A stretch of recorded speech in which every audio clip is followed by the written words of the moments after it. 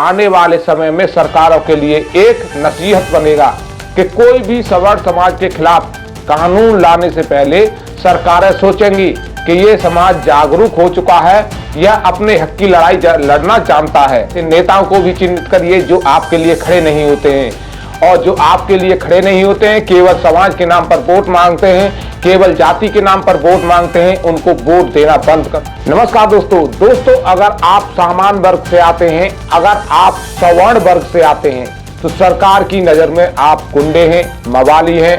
आप ही दबे कुचले लोगों को, एससी वर्ग के लोगों को, ओबीसी वर्ग के लोगों को प्रताड़ित करते हैं, न कि आपको कोई भी व्यक्ति प्रताड़ित करता हो। यानी जो आपके साथ दिशा और दशा तय की जा रही है, आपकी जो छवि तय की जा रही है, वो गुंडे वाली है, मवाली वाली है और देश के लिए खतरनाक है।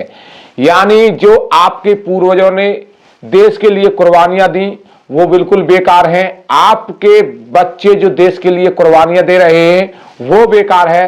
राजपूताना राइफल्स जो सबसे पहले बॉर्डर पर लड़ने के लिए तैयार बैठी रहती है वो बेकार है। यानी आपने देश के लिए कुछ भी किया है, आपके पूर्वजों ने देश के लिए कुछ भी किया है, कुछ भी मायने नहीं रखता। आज अगर 78-79 वर्ष के बाद भी कोई भी शोषित और वंचित है तो वो एससी वर्ग है और ओबीसी वर्ग है। जनरल वर्ग ने तो हमेशा एससी वर्ग का, ओबीसी वर्ग का हक मारा है, ऐसा सरकार का मानना है। इसी को लेकर अब कानून आया है यूजीसी। लेकिन जब यूजीसी आया उसके बाद सवर्ण वर्ग एकदम खड़ा हो गया और एकदम जाग गया। देखा किस तरह से रोडों पर आपने विरोध प्रदर्शन किया, आपने सोशल मीडिया पर विरोध प्रदर्शन किया। उसके बाद साफ साफ दिखने लगा कि भारतीय जनता पार्टी सरकार अब दबाव में आ गई है, और दबाव में आने के बाद ही ये जो फैसला है ये बदला गया है। ये जो फैसला है इस पर रोक लगाई गई है। तो दोस्तों, अभी केवल रोक लगी है, बहुत सारे सवर्ण वर्ग के व्यक्ति, सामान्य वर्ग के व्यक्ति, बहुत सारे संगठन इस पर जीत की खुशी मना रहे हैं। तो अभी समय नहीं है, आपको खुशी मनाने का भी मौका मिलेगा। लेकिन एक बात बिल्कुल स्पष्ट हो गई, तो जो लोग ये सोच रहे थे कि ये चंद मुट्ठी भर लोग कुछ नहीं कर पाएंगे और जो हम करना चाहेंगे वो करके रहेंगे, तो उनकी आंखें भी आज खुल गई हैं कि किस तरह से ये चंद मुट्ठी भर लोग अगर एक हो गए, एकजुट हो गए, तो रोडों पर कोहराम मच जाएगा। और पूरे देश में ये जो कोहराम देखने को मिला उसके बाद सरकार भी बैकफुट पर आ गई। लेकिन अब समय आ गया है सवर्ण वर्ग को और भी सतर्क होने का। जो लोग सवर्ण वर्ग का वोट लेकर आज नहीं बोले, यूजीसी पर नहीं बोले, जो सांसद हैं, विधायक हैं, जो भी आपके नेता हैं, जिन्हें आप अपना नेता मानते हो, और वो चुपचाप बैठे रहे, इसका मतलब ये है कि वो आपको मरते हुए, कटते हुए देखते रहेंगे, लेकिन आपके लिए आवाज नहीं बनेंगे। तो ऐसे लोगों को भी चिन्हित करिए, ऐसे नेताओं को भी चिन्हित करिए जो आपके लिए खड़े नहीं होते हैं। और जो आपके लिए खड़े नहीं होते हैं, केवल समाज के नाम पर वोट मांगते हैं, केवल जाति के नाम पर वोट मांगते हैं, उनको वोट देना बंद कर दो, क्योंकि ये आपके बच्चों के भविष्य के लिए काम नहीं कर रहे हैं। बहुत सारे बड़े बड़े नेता आपने देखे, इनके बच्चे आराम से विदेशों में पढ़ रहे हैं, लेकिन आपके बच्चे इसी देश में पढ़ेंगे, इसी देश के यूनिवर्सिटी में पढ़ेंगे, इसी देश के स्कूल कॉलेजों में पढ़ेंगे। और ये कानून जो आ रहा था ये सवर्ण वर्ग के, सामान्य वर्ग के, मिडिल क्लास, गरीब तबके के लिए ही आ रहा था। क्योंकि जो पैसे वाले लोग हैं, जो बड़े बड़े विधायक हैं, जो बड़े बड़े सांसद हैं, जो बड़े बड़े मंत्री हैं, उन लोगों के बच्चे विदेशों में ऐश कर रहे हैं। और वोट लेने के लिए आपको जाति का नाम बताया जाता है कि मैं भाई आपकी जाति से हूं, आप मुझे वोट दीजिए।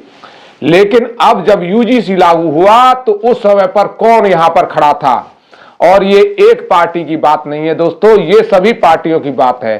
चाहे सपा हो, चाहे बसपा हो, चाहे कांग्रेस हो, चाहे आपकी भारतीय जनता पार्टी हो, सभी पार्टियों के सभी नेता जो आपकी जाति से आते हैं, चाहे वो ब्राह्मण हो, चाहे ठाकुर हो, चाहे बनिया हो, चाहे भूमिहार हो, कोई भी निकलकर सामने नहीं आया।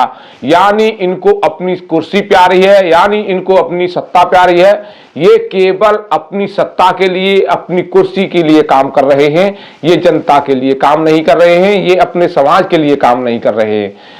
लेकिन यहां पर एक बात और कहनी चाहिए, जिस तरह से सरकार ने ये हल्के में लिया कि सवर्ण जातियों के खिलाफ आप कुछ भी कर दो, कोई सड़कों पर नहीं आएगा, कोई भी इसके खिलाफ प्रोटेस्ट नहीं होगा, तो ये सरकार की बहुत बड़ी गलतफहमी रही।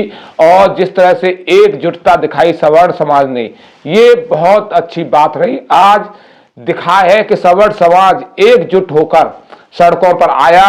आज दिखा है कि सवर्ण समाज एकजुट होकर सोशल मीडिया पर एक्टिव हुआ।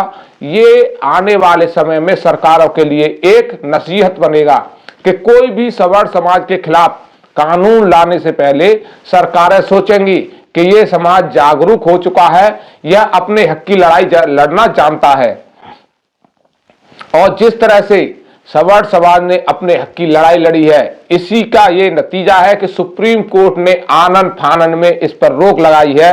वही सुप्रीम कोर्ट जिसने कहा था कि एक कड़े कानून बनाने की जरूरत है। जिस तरह से प्रताड़ित किया जाता है लोगों को, स्टूडेंटों को प्रताड़ित किया जाता है, अब कड़े कानून बनाने की जरूरत है।